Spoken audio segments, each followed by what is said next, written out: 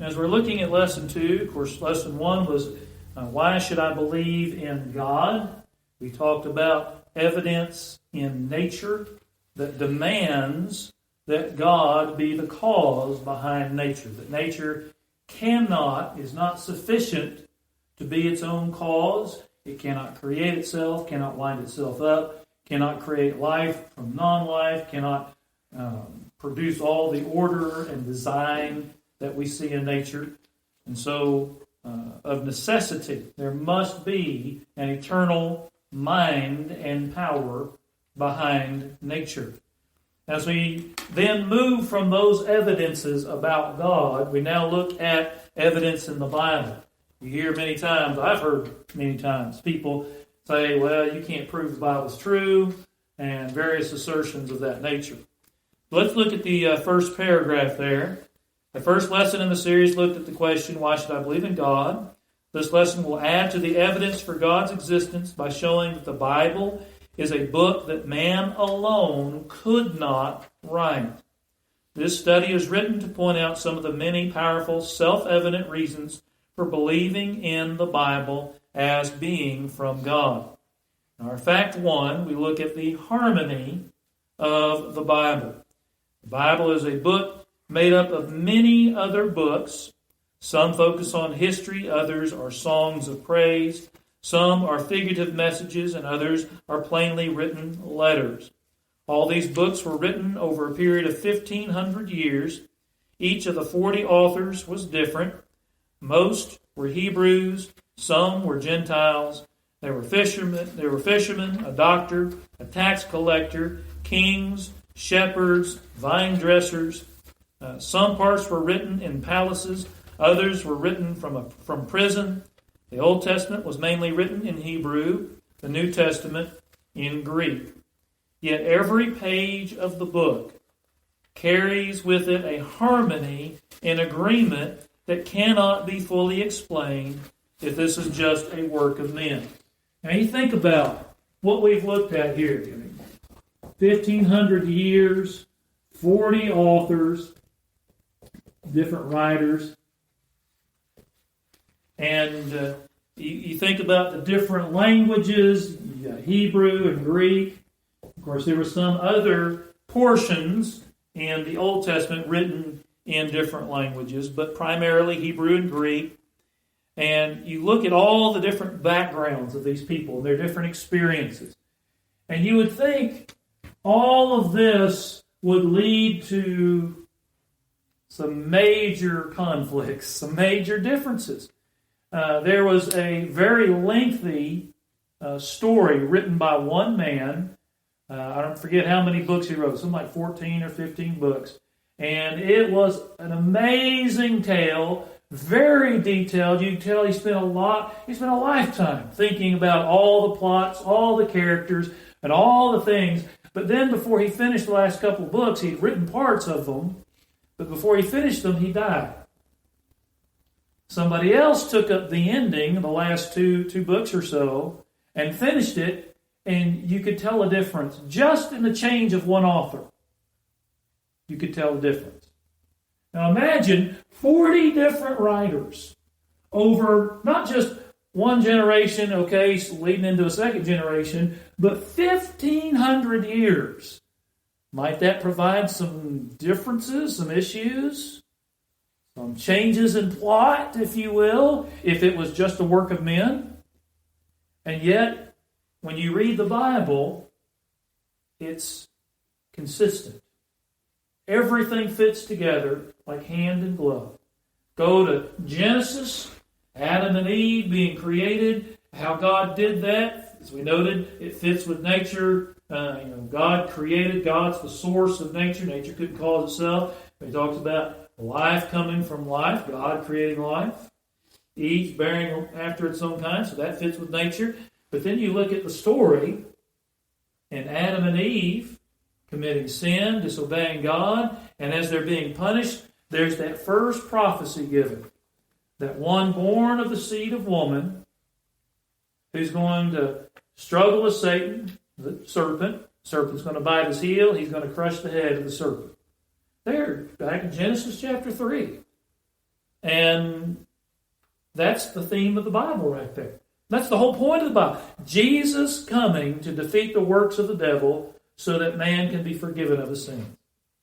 And you see that all through Genesis. You see that in Exodus, Leviticus, Numbers, Deuteronomy, all these different writers. And they each one, step by step, reveals just a little bit more. You get another little glimpse of what's going to come and what's going to be brought to fruition in the New Testament when Christ comes. And when you get to the New Testament, you can look back and you see many of those specifically identified. This was pointing to Christ. That was pointing to Christ. This was pointing to this event in his life. And all these things tied together. Well, how did that happen? How did Moses know to write this prophecy that was given in Genesis? You know, if man was writing the book, there'd be a lot of issues. And of course, we've made comparisons before, whether it be the Latter-day Saint writings, Book of Mormon, Doctrine and Covenants. You've got failed prophecies. Joseph Smith in Doctrine and Covenants, he predicted, it's in writing, it's still in their book. He predicted in that generation in which he lived that there would be a place in Independence, Missouri, a temple lot, that there would be a temple built there and all these things about it. Well, guess what? He died. That generation's gone. Several generations have passed, and they don't even own the property, much less build a temple there. Failed prophecy in their book. You go to that property today and see it. What's that tell you? It's not correct. What he said was inspired God. Right. And you even have Joseph Smith, where in one of the books he writes, and he's condemning the polygamy of Old Testament people. Another place, he's praising it. Why? Because he changed his mind, decided he wanted multiple wives. And so he changed his doctrine, but he didn't go change the writings that were before where he said it wasn't a good idea. And so you have contradictions just in one writer, much less 40, and yet the Bible doesn't do that. You don't have that issue in the Bible. But coming back to what we're reading here, cover to cover, the Bible writers wrote in perfect harmony with each other concerning God, concerning man, sin, faith, works, and on countless other topics. You name the topic, they're in agreement. And that is the true depth of this. I mean, you look at who is God. There are those who try to picture the God of the Old Testament as something different from the God of the New Testament. God of the New Testament is God of grace. God of the Old Testament, he's war, bloodshed, blah, blah, blah. He's terrible. He's vicious. I've had people trying to paint him. See, that's different writers, so it's not inspired. Well, what you see of God in the Old Testament, it's the same God in the New Testament. Do we not read in the New Testament Jesus speaking more about the dangers of hell that you need to avoid? You think God bringing Israel against the Canaanites and punishing their sins is a bad thing? Or later, various nations against Israel for their sins? That's a bad thing? That's a vicious thing? But he pled with them. He reasoned with them. He sent prophets to them time and again. And they were very merciless toward his messengers. And so God wanted to show mercy, but how long are you going to put up with people who are being vicious and cruel? And there's a point where God's judgment is going to come. The New Testament's the same message. Yes, it's the age of Christ, the fullness of what God has promised us here, the mercy, but does he not say most are going the broad way to destruction? Few are going the way. It's the same God, same message. And same thing with faith and works. You know, the point of faith, you read in the New Testament, and Romans and Galatians, it argues the point that God worked through faith with people before. Think about Abraham. We've been studying Abraham in our other Bible class in Genesis. And before Abraham was circumcised, long before the Old Testament law was given at Mount Sinai, hundreds of years later, God was talking to Abraham, and by faith he left his homeland. By faith he did various things as God directed, long before circumcision was ever given. much less the actual covenant all that time later. By faith. But was it faith only? No, it was an active, obedient faith. Now, the law was added to emphasize that man could not earn his own way. God gave a law that if man could do it, that would be it. But man didn't do it. And so it emphasized all the more the need for a Savior. And when Christ came, he did away with the law, and all of that fits together perfectly. All of it has a purpose. And so the Bible harmony is there.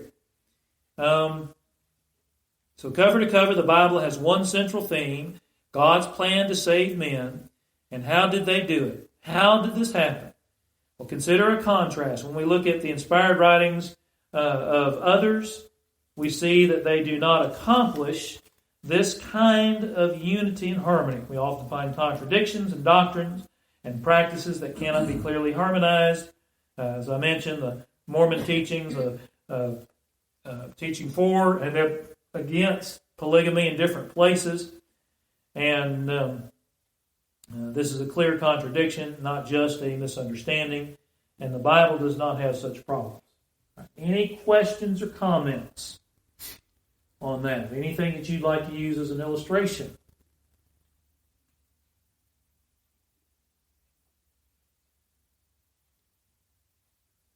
Again, you think about what Hebrews 11 does. Hebrews 11 takes all these Old Testament examples, ties them all together in that common theme of obedient faith.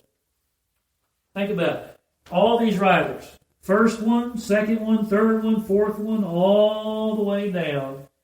And he's saying they taught the same thing about their relationship with God. The specific details, Noah had to build an ark. Or this person, had to march around the city. All those times. And they had to do what God said, even though it may not have made physical sense. What's marching around the city going to do? It's not going to bring walls down normally. Or all these things. And yet, they illustrated these same principles. Whether it be about God's character, whether it be about faith, and what place works have. And it's all fitting together. And again, human concepts would be contradictory. Human efforts would be contradictory. So we look at fact 2, accuracy in history. Again, the Bible is just amazing when you look at it from this perspective. The Bible contains a lot of history. If it is the work of men rather than of God, it would contain many mistakes and errors. Yet we see that the Bible is consistently and repeatedly correct, even when men at first think that it is wrong. For example, historians used to think that Moses could not have written the first 5 books of the Old Testament. They said this is because they did not find historical information showing that writing or alphabets were used in his day. Yet, in 1901, M.J. Morgan found Hammurabi's laws. These were written on a 7-foot-high stone with cuneiform writing. And it was discovered that this was written about 300 years before Moses. In spite of criticism, the Bible was proven correct. And you think about that as an example. Man sitting here thinking, oh yeah, Moses writing something. That's ridiculous. They didn't even have writing back then. And lo and behold, they found this rock that predates Moses. They had not only a whole alphabet, they had a whole legal document. The Code of Hammurabi. Laws for their society. And so their criticism just fell flat, didn't it? Just destroyed their criticism. Again, critics said that there was no Hittite nation. They said this because they found no record of it outside of the Bible. We read of the Hittites early on. We just read of them recently, studying through Genesis, where Abraham was being promised that land of Canaan. And one of the peoples that were there were the Hittites. But Hugo Winkler found Hattusa, the Hittite capital, in 1906. Since then, over 1,200 years of Hittite civilization have been discovered. In spite of criticism, the Bible was proven correct again. Again, you think about people say, oh, well, we didn't find anything about this people. This people existed back then, then where are they? Well, they dug and they found a lot. They eventually found quite a bit. And it's just interesting as you go back and you look at these criticisms. There's a lot more we could look at, but there's a lot of these criticisms that, especially through the early 1900s, people were making, trying to discredit the Bible. And here they come, popping up. Archaeologist finds this, archaeologist finds that. And just shutting down these arguments. Again and again, the Bible has been questioned and proven accurate. In contrast, when other inspired writings are examined, we find them lacking. For example, the Hindus have writings they claim are inspired. In these writings, they mention great historical battles and events, yet when history is examined, there was peace, not war, in the times and places mentioned. Also, the Book of Mormon mentions great cities all over the continent of North America before Columbus. Yet where are they? Where is one brick or one stone of these places? Where is one crumbled ruin or piece of a wall of these supposedly great cities? The Bible doesn't have that problem. Archaeologists, British Museum, all these different museums, they will look to the Bible and they can find these things time and again where the Bible refers to them. But people that have been involved in history and archaeology, they've given up on the Book of Mormon. They don't find anything. According to the Book of Mormon, there was stuff all over northern United States area, northern continent of America. They don't find it because it's not true. It's a fake story. And again, the accuracy of the Bible is proof that it is what it claims to be. And any comments or questions on that? I'll look at fact 3, accuracy in science. We've touched on this a little bit, but it goes with our point here. The Bible is not a science textbook, yet, as with anything written, there are comments and concepts touched on that mention the workings of nature. One good example is in the study of the oceans, or oceanography. There was a sea captain named Matthew Fontaine Maury. In 1885, he was ill, and he had his son read to him from Psalm 8, verse 8. And when he thought about this verse, he stated, if the Bible says there are paths in the seas, then I will find them. Because of this, he began studying the oceans and discovered the ocean currents. These same currents are used as shipping lanes to this day. There is even a statue of him with sea charts in one hand and the Bible in his other hand. He bears the title Pathfinder of the Sea. So Psalm 8 was written about 1020 BC, some 2,800 years before Mr. Maury. And you think about that. Here's a guy who had enough faith. He says, the Bible says there's paths.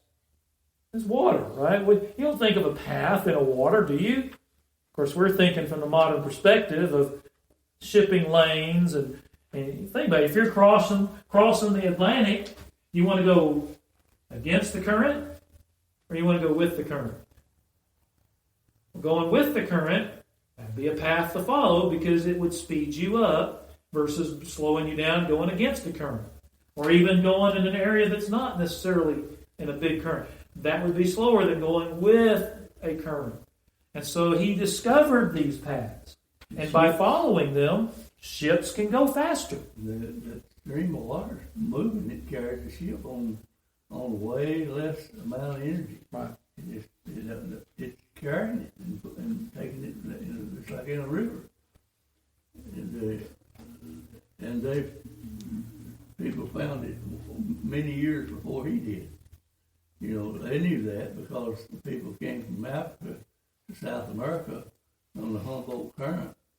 You used to get in a boat and go from one to the other. It came from South America to to Africa because there was tobacco came from South America, and it was in Africa, and it had to come from travelers on that Humboldt Current, and I forget that man's name in history, discovered it, found out about it, and he tested it. It took him right from one place in South America to the coast of Africa. Just didn't do anything, just let it do it on its own. And they found that, many years before, and that proved it, but they didn't document it. It just was something that they had no way of, right. to their own people knew about it. They used it. So the Bible was right about it before they ever saw it. Right. And, of course, the question is, how did the psalmist know these paths were there? What it made it. I mean, if this was just a book written by men, how in the world did he know that? I mean, you could go through a multitude of examples of the Bible. You look at like Genesis 1, and the list of things there summarizes what our universe is made of. The power, the energy, and all those kinds of things that are all described there. God created, time beginning, all those things are listed there. And, reinforces those principles of nature that we studied previously in answering evolution. But time and again, you find things like this in the Bible, and okay, maybe one thing might have been just stumbled across, maybe a guess, but time and again, you see this through the Bible, and it's a very convincing thing when you start looking at the whole picture and realizing how the Bible does this over and over and over. And it's not an accident. It's not something that's random that's happened in the Bible. They've concluded that it's a principle of thermodynamics. The ocean water, cold water, and hot water come together, it moves. They push one, and it starts. The northern cold, the equator, the heat zone, and it creates a current with the water, and it just keeps going. It will continue. It's a simple explanation as to why they exist, but who knew about it? But how did that guy know the size of streams of water in the ocean, rivers in the ocean? The next paragraph says, furthermore, men used to believe that the earth was flat. Aristotle in 384 to 322 BC was the first to believe that it was round, yet it was not until 1520 AD that Columbus and Magellan convinced the world that the earth is round. Over 600 years before Aristotle and 2,500 years before Columbus, the writer of Proverbs, chapter 8, verse 27, mentions the fact that the world is round. Again, how did the proverb writer know that? He didn't sail around the world. He didn't go up in a rocket ship and look down on it and see that it's a sphere. Also around 700 BC, Isaiah 40, verse 2 was written saying the same thing. And how did the Bible writers know? While the whole world viewed the earth as flat, what made the Bible writers teach differently? How did they know the truth when popular beliefs were contrary to the truth? How were people treated, by the way, when they said the world was round? Ridiculous. Oh man, they were shunned and ridiculed, and they had a hard time. And so it was not an easily accepted thing, and yet Columbus went ahead and did that and proved otherwise. But just looking at Isaiah 40, verse 2 as an example, it says, "Speak ye comfortably to Jerusalem, and cry unto her that her warfare is accomplished." Was that the right verse? I think I wrote down the wrong verse there. Of course, I have a typo, don't I? Should be verse 12, maybe?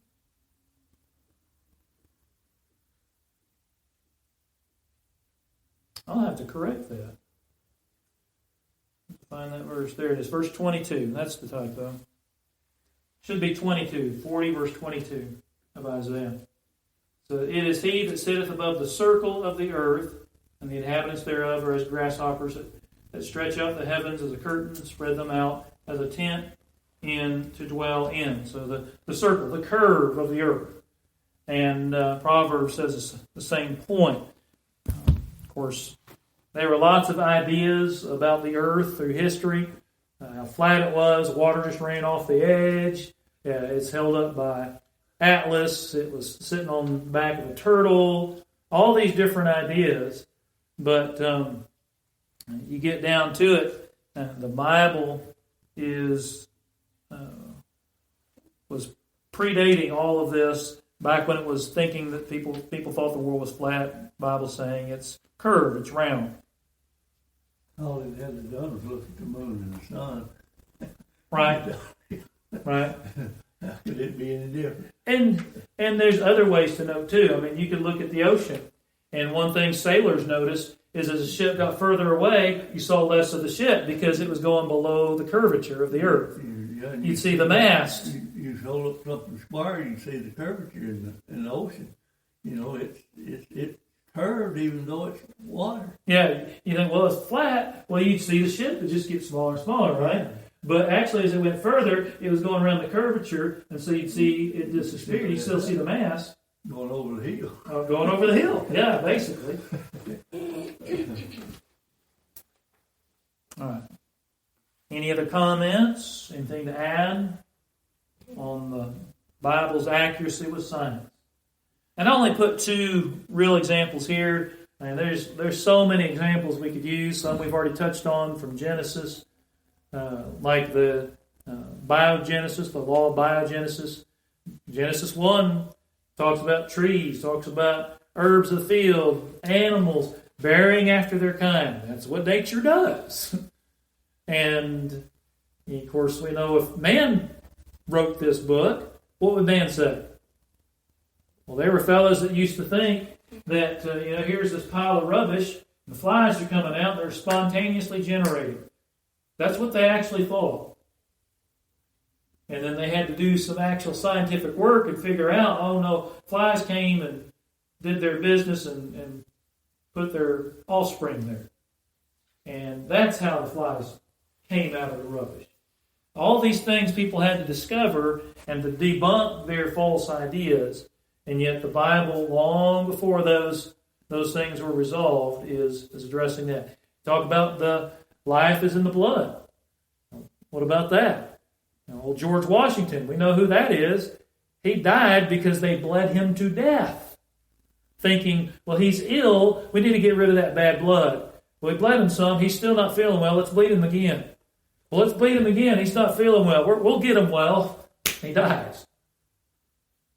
Yet the Bible said what? Long before that, the life's in the blood. They took his life. They didn't mean to. But their concept was not correct, was it? And you see the Bible time and again correct on these things. All right, let's look at fact 4, which is fulfilled prophecies. Finally, we came to prophecies. Men tend to make predictions about things, yet men are often wrong about what they predict. For example, the Mormon, I put in quotes, prophet, Joseph Smith, predicted that they would build a temple on a specific lot in Independence, Missouri. He said that it would be completed in the generation in which he lived, which was mid-1800s. Yet that generation has passed, along with a few others, and Mormons have never built a temple there. Even the Bible says this, "For the prophet which shall presume to speak a word in my name, which I have not commanded him to speak, or that shall speak in the name of other gods, even that prophet shall die. And if thou say in thine heart, how shall we know the word which the Lord hath not spoken? When a prophet speaketh in the name of the Lord, if the thing follow not, nor come to pass, that is the thing which the Lord hath not spoken. But the prophet hath spoken it presumptuously, thou shalt not be afraid of him." So the Bible even affirms this principle. If they predict and it fails, you know it's not from God. So the Book of Mormon, Joseph Smith, false prophet. That's easy to see. But that applies to the Bible too. Of course, some people try to find failed prophecies in the Bible, but when honestly examined, fairly examined, there are no failed prophecies in the Bible. None. They've all come true. And thus we have positive proof that Joseph Smith was not a prophet, yet the Bible has never been wrong in its predictions. When it predicted the fall of Tyre in Ezekiel 26, it happened. When it predicted the fall of Samaria in Hosea 13, Micah 1, it happened. It predicted the rise and fall of several specific nations in the book of Daniel. Talk about the Babylonians, the Medo-Persians, the Greek Empire, the Roman Empire. All those empires were predicted by the Bible. And they happened. There were over 300 prophecies about the life and death of a man named Jesus Christ, just about him. Now, how many of those came true? All of them. Every last one. Even the best archer who shoots at a distant target will miss some of the time. But the Bible hits the bullseye every time. Is this by chance? Obviously not. Man cannot accomplish this by his own wisdom and power. Now, I'm not even going to write the name up here. Nostradamus. Maybe you've heard of this fellow, Nostradamus. And I've had people speak about him as if he was just prophetic. Oh, he made these predictions about these things in the future, and this came true, and that came true. And then you see him brought up in the movies, and they bill him as just this fantastically brilliant guy, and he just predicted all these great things. And well, if he can do that, and he wasn't even one of the Christian prophets or whatever, then what do we care about Jesus, right? But what they don't tell you about Nostradamus is he got a lot more wrong than right. He predicted a lot of things. Yes, he did. Some things came true. Most of his predictions did not. He predicted a lot of things. You know, Michelangelo was very creative. He, with his brilliance and understanding of how things worked, even at that point in time in history and that point and state of science, was able to design things. He put diagrams and he drew pictures of how machines would work that hadn't even been invented, couldn't be invented yet. And so is it possible that a person using normal thinking processes could predict things? Yes. But as we said, Nostradamus, in all his predictions, not so correct as people bill him to be. And that's where you have to be careful. People will paint something as a pretty picture, and they'll leave out the large part that proves it wrong. They'll leave out those things. But when you look at the Bible, you can read it cover to cover, and you don't find those problems. You don't find failed predictions, failed prophecies. They make premillennialists make a false prophet out of Jesus by in the same order by teaching that Jesus' prophecy of the kingdom that was postponed. Didn't come true, but he said, Mark chapter 1, verse 15, the time is fulfilled, and the kingdom of heaven is at hand. Repent and believe the gospel. All right? If the time runs out for something, it's time for it to happen. It's close. And so, did this fail? No, it came to pass, just like he said it would. But yet the millennials claim that Jesus is, we know full well he's the ultimate prophet. Did he miss it? No. Just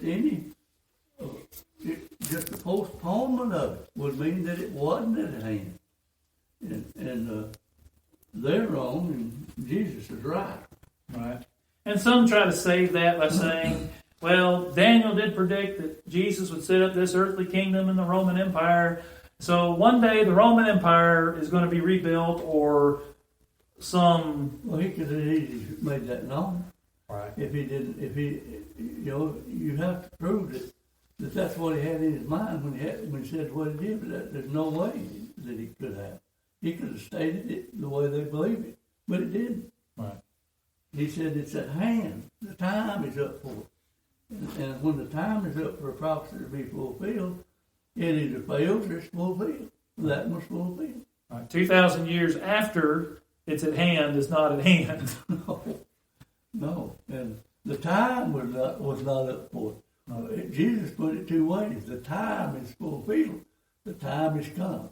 Right. And therefore it's at hand. It's got to be.